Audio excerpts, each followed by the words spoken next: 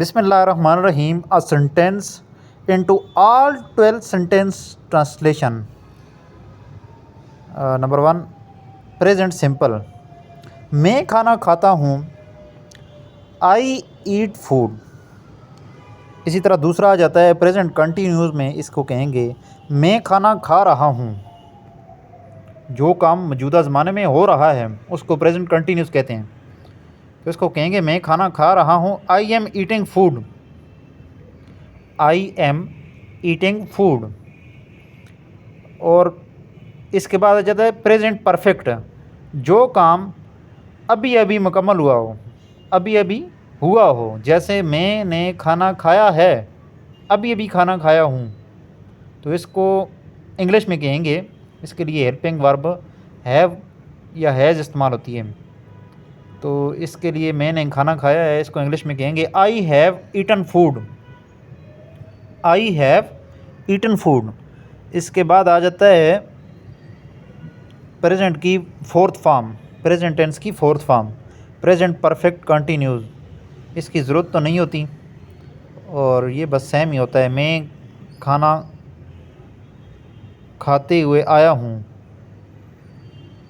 I have been eating food.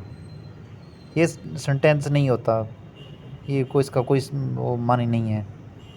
मैं खाना खाते हुए आया हूँ. इसके बाद आ जाता है नेक्स्ट पास्ट टेंस आ जाता है. पास्ट टेंस में सबसे पहले आ जाता है पास्ट सिंपल. तो पास्ट सिंपल में आ जाएगा मैंने खाना खाया. मैंने खाना खाया. आई एट फूड मतलब खा लिया है, पास्ट में चला गया. और इसके बाद आ जाता है दूसरा पास्ट कंटिन्यूस. कोई काम जो मैं गुज़रे हुए ज़माने में कर रहा था. जैसे मैं खाना खा रहा था. I was eating food. इसी तरह आ जाता है पास्ट परफेक्ट. जो काम पास्ट में मुकम्मल हो चुका था. मैंने खाना खा लिया था. I had eaten food. इसी तरह पास्ट परफेक्ट कंटिन्यूस आता है. तो ये कोई सेंटेंस नहीं है, इसका कोई सेंटेंस नहीं होता ऐसा जो पास्ट परफेक्ट में और कंटिन्यूस भी हो. मैं खाना खाते हुए आया था. I had been eating food. तो इसके बाद आ जाता है फ्यूचर टेंस. फ्यूचर टेंस में सबसे पहला है फ्यूचर सिंपल, यानी जिसको हम फ्यूचर इंडेफिनिट कहते हैं.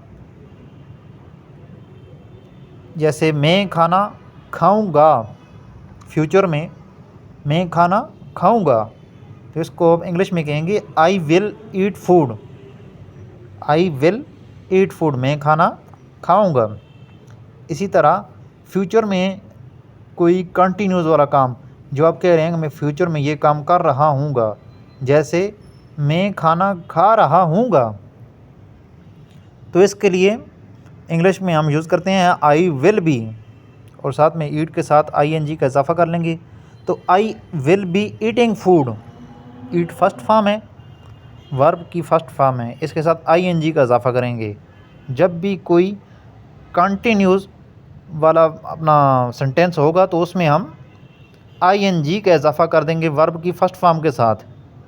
जैसे I will be eating food, eat के साथ आई एन जी लगा दिया तो ये ईटिंग हो गया. आई विल बी ईटिंग फूड. मैं खाना खा रहा हूँगा. नेक्स्ट आ जाता है 11 नंबर फ्यूचर परफेक्ट. कोई काम मैं फ्यूचर में कर चुका हूँगा. फ्यूचर में परफेक्ट, फ्यूचर में मतलब आने वाले ज़माने में मैं कोई काम कर चुका हूँगा. जैसे मिसाल है मैंने खाना खा लिया होगा.